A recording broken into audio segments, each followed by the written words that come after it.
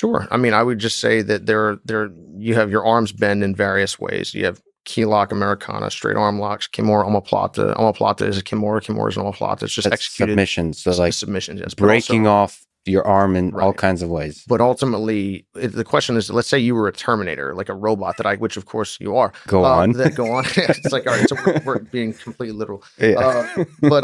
And I couldn't harm you with any of these things. Would I still use these positions? The answer is yes. They create leverage, they create control, they create shapes that I can affect and that can affect me, and they can be affected through other forces and other objects or structures like the ground or the wall. I really enjoy mixed martial arts because there's another component rather than just me and you and the floor. There's me, you, the floor, and the wall, and it's another player in the game that doesn't exist in a grappling context in a non-enclosed, I guess, area of combat. But you can strangle me or choke me. What do you call it? Without my arms being involved, or you can use one of my shoulders to pin one side of one carotid artery off, and you can enclose the other. You can turn my knee in the exact same ways that you can turn my arm straight this way and that way. You can add a rotation to that, or it can be directly linear against the joint. So I guess what I would say is the more that I've been able to understand jiu-jitsu, the more that it's given me a look into how we learn language, where rather than learning 5 bazillion adjectives, I understand what an adjective is. And of course, we are all read into some degree of vocabulary. I understand what an adverb does. And I understand what an adverb is. I know what a noun is. I know what the component parts of a sentence are. I know what, I guess a clause, a contraction, any of these things. And it allows you to be interesting and artistic with your language to the extent that you can. But I can't, I can speak a degree of Spanish, but I'm not even slightly artistic in Spanish. I would be something, I speak like a child with a head injury. And anyway, but your basic understanding of the English language allows you to then be a student of Spanish. 100%, but I'm limited by my experience. I'm limited by my understanding of techniques, and I'm limited by my understanding, almost like, let's say techniques are like vocabulary. So even if I kind of sort of grasp the sentence structure and the thought process and the thought patterns of Spanish, which it's interesting because just even the orientation and the organization of a language, and I've thought about this a great deal, the way that I perceive the world is affected deeply by the language that I learned.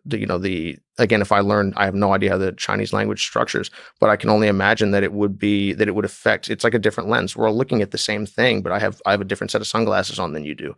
That's very, very interesting. I'll use the Quran as an example. Apparently it's unbelievably poetic and in Arabic.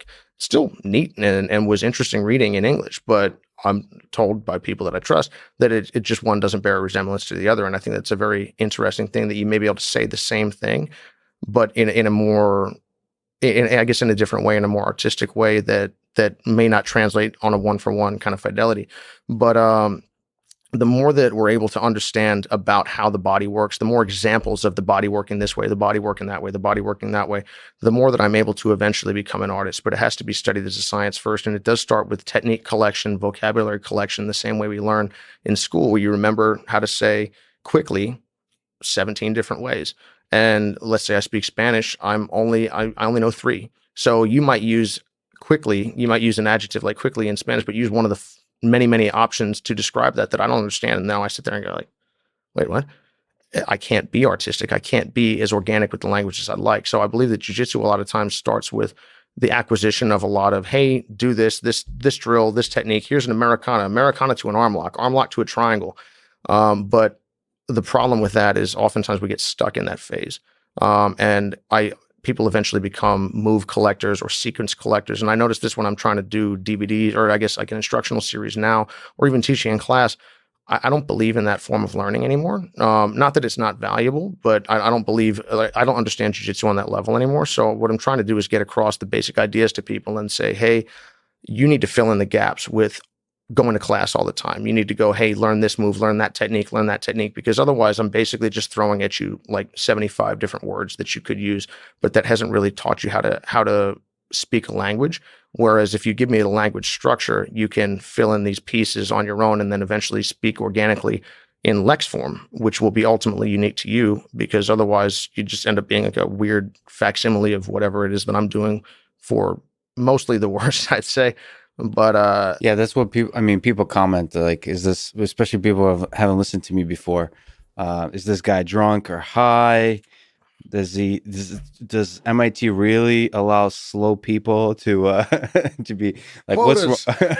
quotas? Yeah. Like what's wrong with him? Is he getting sleep? Are you okay? Does he need help? So that's similar with my jiu-jitsu. Is like is this guy really whatever rank I was throughout? I remember just like, is this guy really this rank?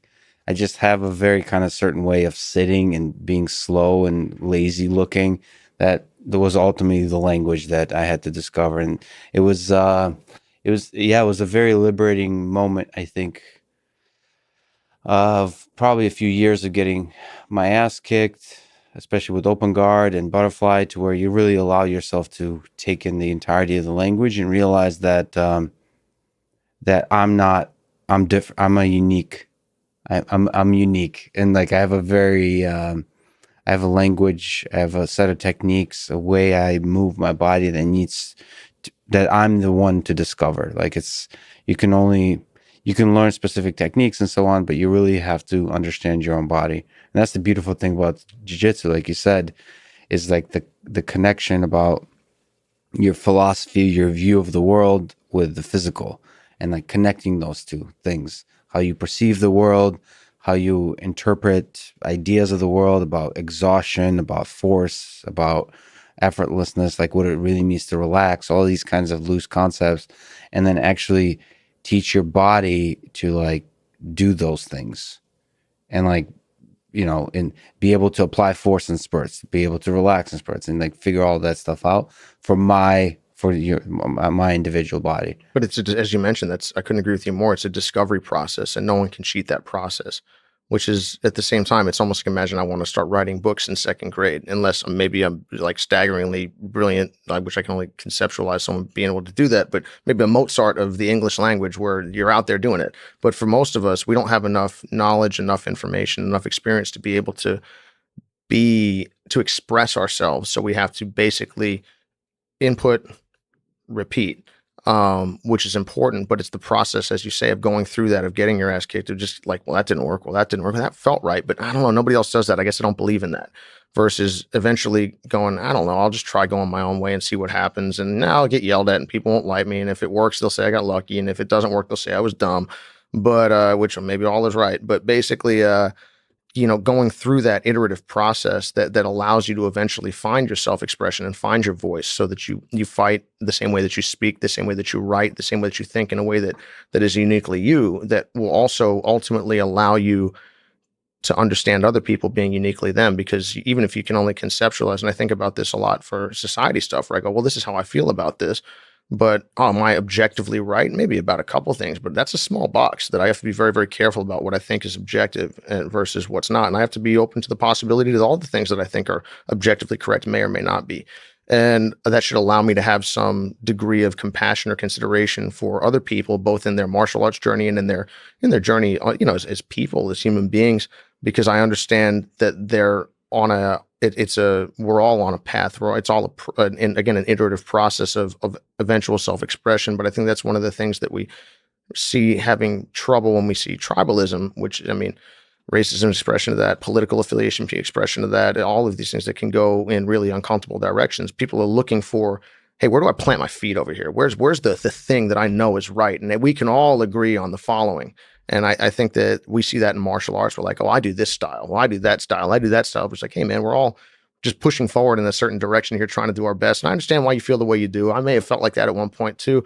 But, I'm just trying to learn and understand versus I've already acquired enough knowledge. Let me cross my arms and start to look who's fucking up around here. Yeah. And I think that it's an interesting trap that I think is a very human trap to fall into, but it definitely happens early on. It's a joke in the jiu-jitsu world, right? Like, the blue belt that knows everything. Well, initially it's like, what? I know nothing, and I at least think I know nothing. Then I learn a little bit, and I think it's a lot bit. And then, the more you learn, the more you go like, I don't even know what I'm doing. Yeah, that's exactly right.